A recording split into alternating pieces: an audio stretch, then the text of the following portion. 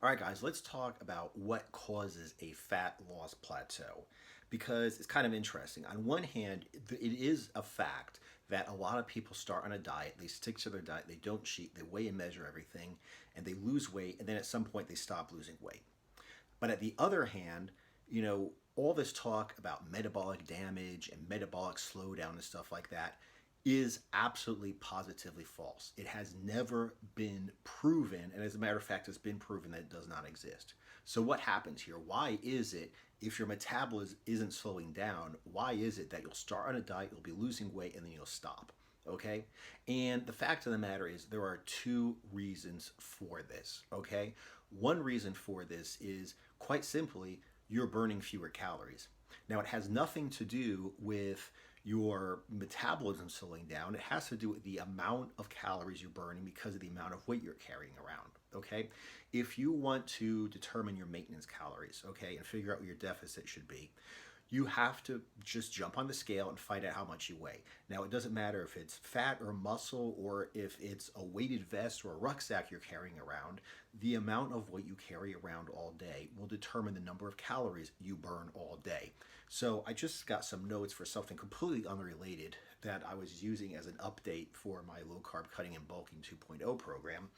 But let's go ahead and talk about somebody who weighs 250 pounds.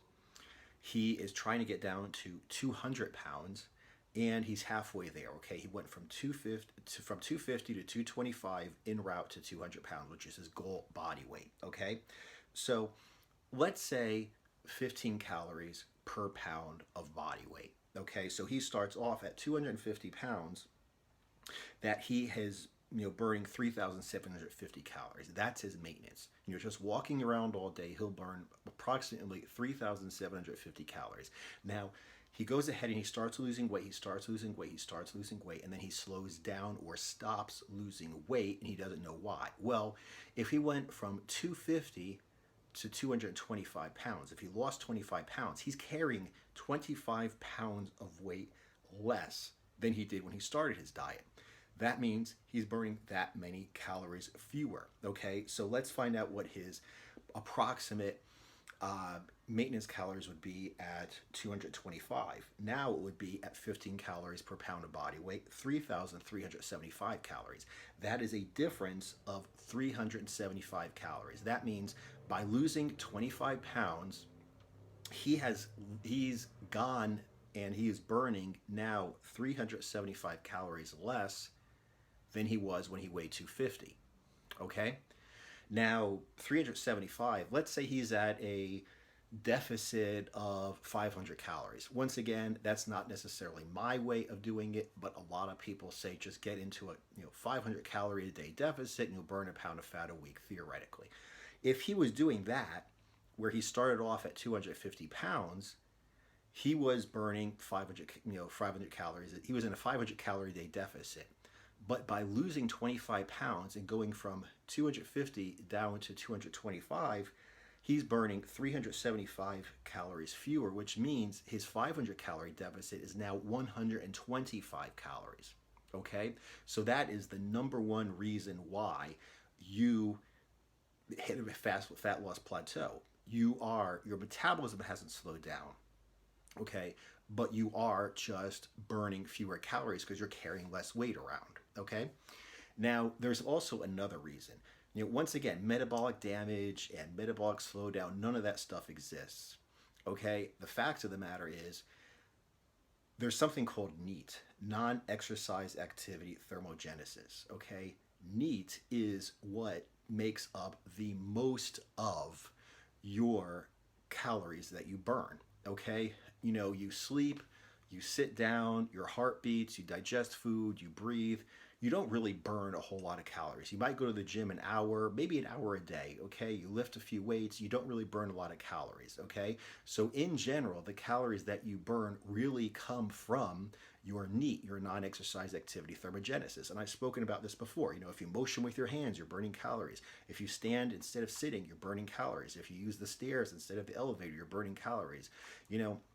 Etc., etc., etc. So what happens also when you're on a diet is you're taking in fewer calories, you're tired, you're not so energetic. So instead of being animated and waving your hands around, you're not, okay? Instead of taking, like I said in another video, instead of taking the stairs as opposed to the elevator, not only are you now taking the elevator, but you're like leaning up against the wall and resting against the wall while you're taking the elevator. You're parking your car as close to the store as you can instead of walking to the store, okay?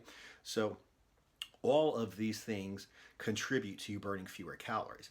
It's not metabolic damage. It's not metabolic slowdown. You're still digesting food and breathing, and your heart's still beating at the same rate. Okay, your metabolism itself has not slowed down, but you are burning fewer incidental calories, okay, during your day. So let's go ahead and talk about how we can eliminate, okay, these these problems, how we could eliminate this fat loss plateau. Now, first of all, obviously, if you lose weight, like I said, 250, you lost your 25 pounds, now you're 225, and you're trying to go down to 200 pounds, that's a significant weight loss, okay? So you're burning significantly fewer calories. So like everybody says, you can go ahead and burn more calories by, doing cardio, or you could cut your calories even more, okay? What I would suggest if you were to do this is you would just reassess your calories. You're like, okay, well, my maintenance calories used to be 3,750 at 250 pounds. Now you weigh 225, so your calories are only 3,375 for maintenance. So you would just reassess and start the deficit over again, okay, with a baseline with maintenance calories of 3,375. What I honestly suggest, the way that I coach people, the way that I have people who follow my programs figure out their calories, is by going straight to maintenance calories for their goal body weight, okay? So if a guy weighs 250 pounds and he wants to weigh 200 pounds, I would have him use 200 pounds to figure out his maintenance calories and then cut calories from there. Okay, so instead of figuring that his maintenance calories are at 3,750 at 250 pounds, I would say don't feed the fat. If you have 50 pounds of fat to lose, don't feed the fat. Just go ahead and consider yourself a 200-pound person, which is your goal body weight, okay, which would be about 3,000 calories maintenance, okay, and then go in a deficit from there. So the bottom line is, if he, instead of using 3,750 calories, his actual body weight at 250, and if he uses his body weight at his goal body weight, okay, of 200 pounds, he would have, okay, a maintenance calories of 3,000 instead of 3,750. So he's already at maintenance for his goal body weight. He's already 750 calories in the hole. And if he goes into a deficit from there, he's even more calories in deficit, okay? So if you do that, you are never going to have to drop your calories because you simply, are not going to be at your caloric maintenance, until you go down to your, 200-pound body weight goal. Another thing that I recommend, okay, if you are going to talk about this slowdown from NEAT, non-exercise activity thermogenesis, is instead of taking stimulants, instead of taking fat burners, what I really recommend you do is you incorporate a diet break, okay? Which would mean you would go into maintenance calories for your goal body weight, okay?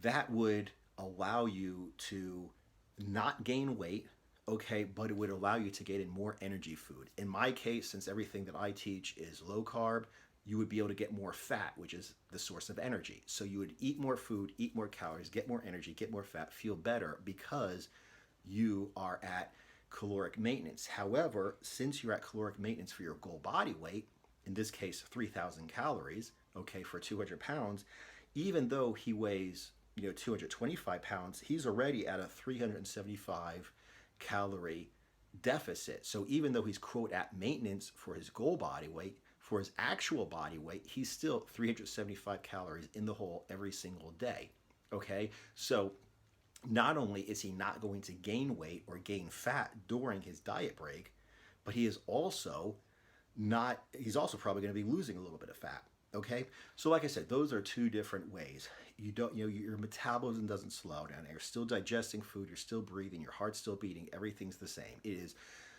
when you lose weight, your caloric maintenance changes, and it is also that when you're in a diet, you don't have a lot of food coming in, a lot of calories, a lot of energy.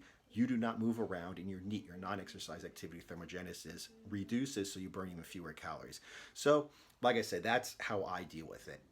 Don't figure out your calories for your current body weight. Use your calories for your target body weight, okay? And if you have a problem with NEATs, with energy levels, go ahead and use a diet break at your goal body weight maintenance calories. If you're interested in how this works, if you're interested in using this yourself, go ahead and check out my low carb cutting and bulking 2.0 program. You can either go to lowcarbcuttingandbulking.com or click on the link below this video, where you'll be able to see exactly how you can get down to 10% body fat and stay there even if you are trying to add muscular size and strength. So anyway, appreciate you guys watching. If you haven't subscribed yet, subscribe. If you haven't clicked that little bell icon, do that so you get notified the next time that that I put out a video. And aside from that, thank you guys for watching. I will see you in the next video.